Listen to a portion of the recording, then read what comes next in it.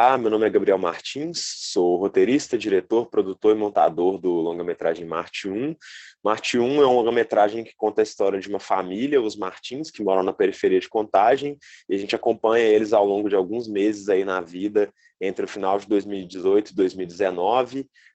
Eles têm um sonho, né, que o Deivinho, o filho mais novo, se torne um grande jogador de futebol, mas, na verdade, o sonho do garoto é ser um astrofísico e participar da missão Marte 1 para colonizar Marte. E aí a gente vai entender o desenrolar desses acontecimentos e conflitos dentro dessa família periférica, negra, que dá luz aí a essa nossa história.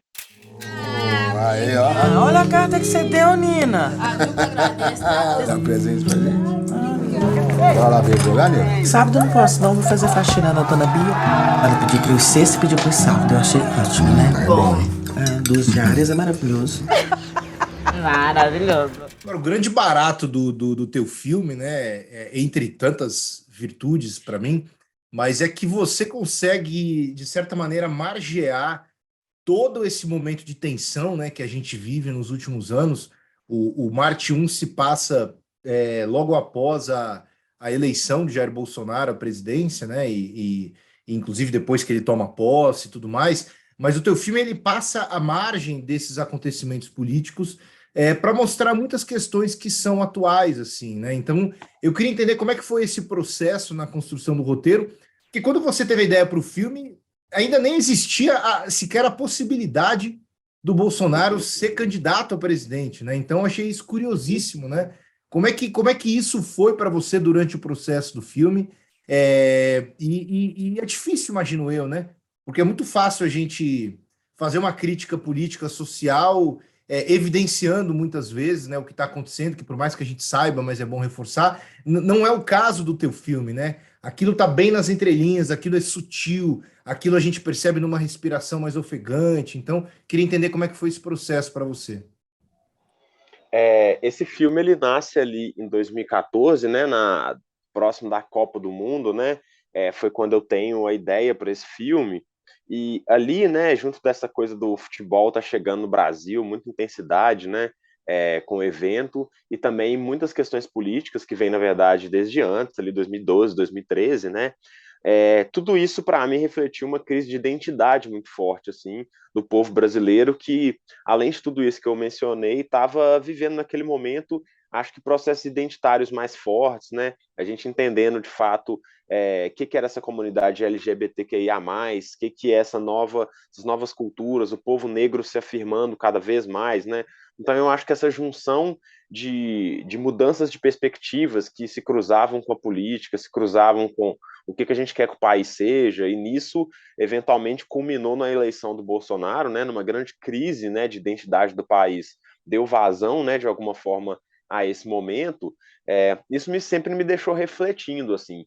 Obviamente, né, eu escrevi sem ter em mente qual seria esse destino, né? Mas sempre para mim era fundamental que o filme fosse contextualizado no momento em que ele fosse filmado.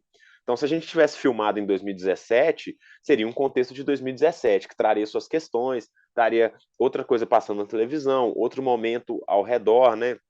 Então, a presença da eleição e posse do Bolsonaro no filme, ela é circunstancial pela questão de quando o filme foi rodado e pelas intenções que o filme refletiria de alguma forma o momento do Brasil, mas de alguma forma isso se torna muito forte quando a gente filma isso em 2018 e lança em 2022, né? Porque eu acho que, querendo ou não, a gente viveu esse processo, né? O processo de montagem do filme até o seu lançamento, ele é quase que exatamente o tempo do governo, né? Então, querendo ou não, hoje a gente está muito mais desgastado, né? Dentro dessa ideia de crise de identidade, de alguma forma o Marte 1 vem para discutir sobre isso. Eu acho que é uma discussão menos específica sobre esse governo em si, questões desse governo, mas uma questão mais profunda e mais complexa sobre o ser humano mesmo, como a gente pode se comunicar melhor, uma ideia de ter empatia pelo outro, deixar um pouco o cinismo de lado e ter um pouco mais de esperança.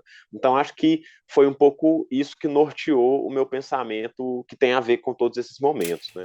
Nina, você acha que o papai ia ficar bravo se eu não quisesse mais jogar futebol? Você não quer jogar bola, não? Não é que eu quero parar de jogar bola. Eu penso em fazer outras coisas também. Tipo o quê? Meu sonho é virar astrofísico e participar de uma missão Marte 1. Nós, seres humanos, vamos tentar colonizar Marte. E essas mensagens é namorada? Mais ou menos. Mas não é pra você contar nem pro papai nem pra mamãe, tá? Tá tudo bem, nega? Tá calada. Eu me lembrei muito de um livro do Lázaro Ramos, né? Em que ele escreve que ele está muito cansado de receber projetos de filmes em que ele é escalado ou os produtores querem escalar ele para tratar de racismo, né? Então, quando você coloca ali aquela família de classe média mineira, de Contagem, enfim, próximo ali a BH, você, de certa maneira, trata de questões raciais, claro, mas não é o eixo principal do filme, né? Acho que é um movimento semelhante até ao que o Jordan Peele faz nos Estados Unidos, no Corra, no Nós, né? O filme de vocês, coincidentemente, estreia nos cinemas junto com o novo filme do Jordan Peele. Acho que vocês não planejaram juntos, imagino eu. Mas qual que é a importância que isso tem para você nas narrativas, no cinema brasileiro? De você, claro, é um tema importante, a gente precisa falar sobre isso, mas, pô, pera lá, né? Eu acho que também tem outras questões, né? Isso passava pela tua cabeça também? Eu acho que, sem dúvida alguma, primeiro, né, esse filme ele é financiado por um edital que é de ação afirmativa, né, voltado para diretores ou produtores negros. Então, quando o Martin se torna viável por esse dinheiro, inevitavelmente está me acompanhando aí todo um pensamento e uma responsabilidade que eu nem via necessariamente como um fardo, assim, não, mas como uma responsabilidade poética, assim, de alguma forma, que, bom, foi me dada essa oportunidade em um edital que é de uma política muito importante, foi a primeira vez que aconteceu no Brasil, infelizmente foi a última, então eu acho que eu quero também fazer um pouco, dar o meu enunciado sobre o que eu sinto sobre esse lugar da negritude, essa questão de identidade afirmativa, principalmente pensando numa perspectiva histórica, né, do que isso significa no Brasil. Então, Martin, sem dúvida alguma, vem numa ideia de complexificar os personagens, assim, construir personagens que tenham de fato uma profundidade, assim, que de alguma forma não tentam, eu não vejo que tentam corrigir representações do passado, mas oferecer outro leque, né? Oferecer outras possibilidades de representação, outras possibilidades de comunicação, porque eu acho que mesmo tendo essa força de afirmação, eu acho que o Martin é um filme muito universal, assim. Eu acho que é um filme que ele comunica suas emoções com pessoas de qualquer raça, pessoas de qualquer religião, de qualquer idade. Você não precisa ser exatamente o que os personagens são para entendê-los, né? E acho que aí está um pouco a chave de transformar essa ideia muito específica em algo que possa ser comunicado de uma forma ampla, né? Então, acho que foi isso, assim, a minha forma de fazer esse filme negro, de alguma forma, né? Além da dor de cabeça, o que mais te incomoda? Uma coisa assim por dentro, sabe? E eu tenho tido um pouco de medo também. Vou ter que sair daqui, amor. Eu tô atraindo coisa ruim, eu sinto isso.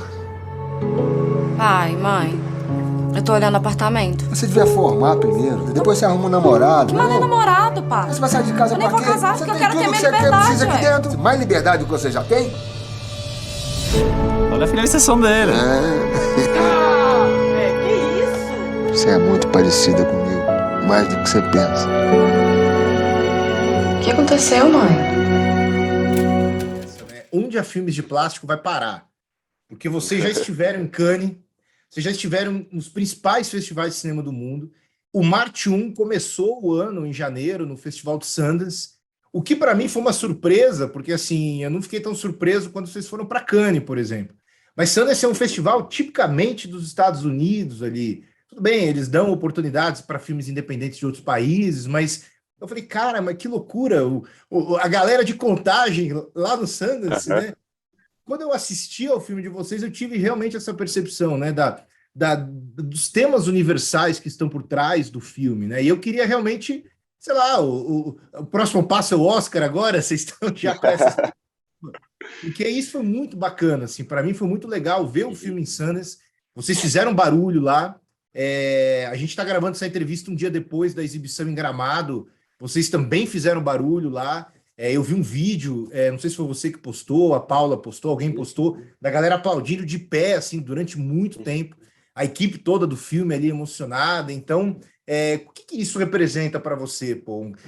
Uma pessoa contando uma história que se passa em Contagem, que ao mesmo tempo que é muito particular ali de uma região do Brasil, também se torna muito universal, né? Eu acho que é.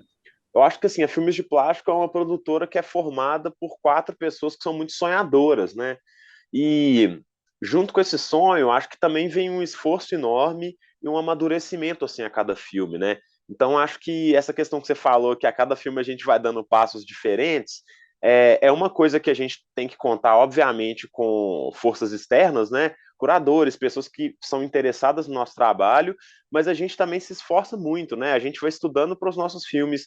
A cada novo filme, a gente fazer um trabalho melhor tecnicamente, a gente contar a história com mais maturidade, a gente vai entendendo um pouco também como funciona a máquina, né? Como chegar aos festivais, que tipo de lugar que a gente tem que comunicar, porque também, assim, fazer um filme, né? Um filme bom, interessante, é um passo, mas para chegar em outros lugares, são outros passos, né? Tem passos que passam muito também por um lugar de produção mesmo, de comunicação, de quando você mostra o filme, em que momento você mostra o filme, e a gente foi entendendo isso ao longo do tempo, né? A gente é uma produtora que agora já tem mais de 10 anos, né? Então a gente entende mais ou menos como que as coisas vão funcionando. Dito isso, a gente é uma produtora muito modesta, né? Porque a gente tem uma estrutura muito pequena. Somos nós 4 e uma pessoa de assistente. Então a gente não tem uma estrutura física como outras grandes produtoras do Brasil para estar em vários lugares ao mesmo tempo. A gente não tem grana assim para ficar viabilizando 1000 coisas, né? Então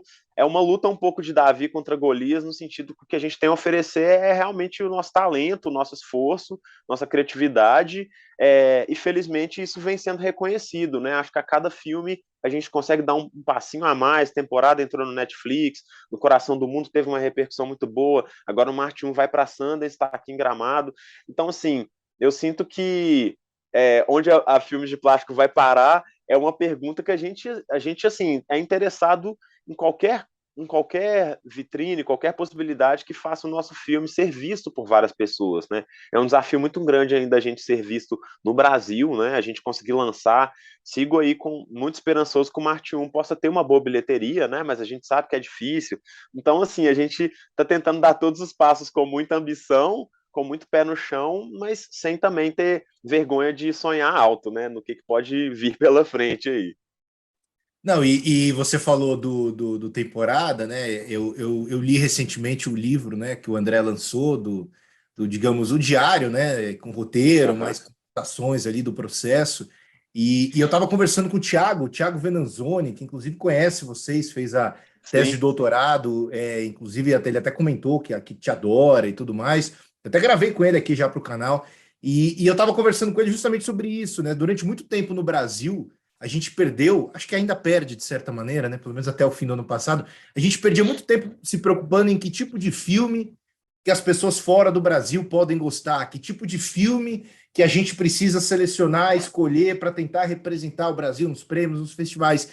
E eu acho que quanto uhum, mais a gente pensa nisso, mais a gente se distancia dos reais problemas do uhum, Brasil, que é justamente o que uhum, vocês na Filmes de Plástico me parecem ter esse pé no chão, e o Marte 1 para mim deixa muito claro isso, que ao mesmo tempo que é um filme super futurista, é um filme que pensa para frente, ele é um filme que está com o pé ali no presente, ele está ali na realidade, ele está debatendo questões da realidade, né?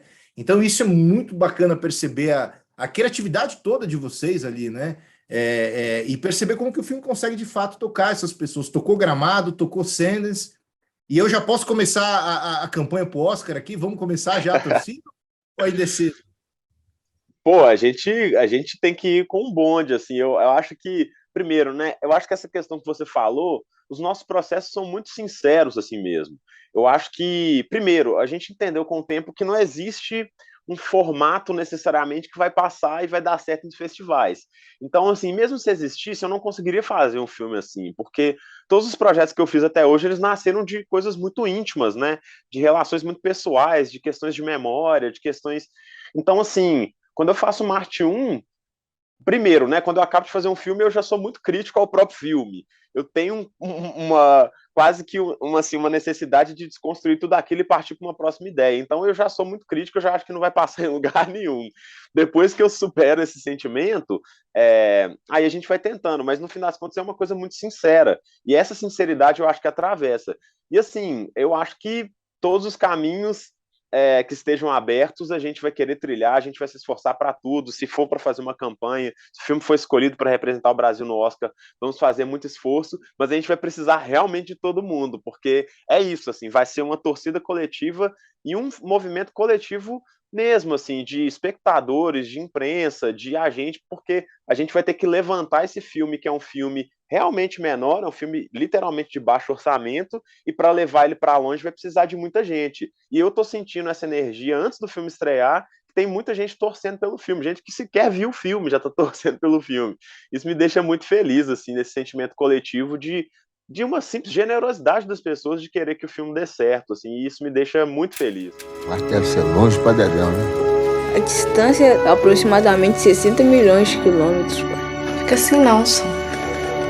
Vai dar certo.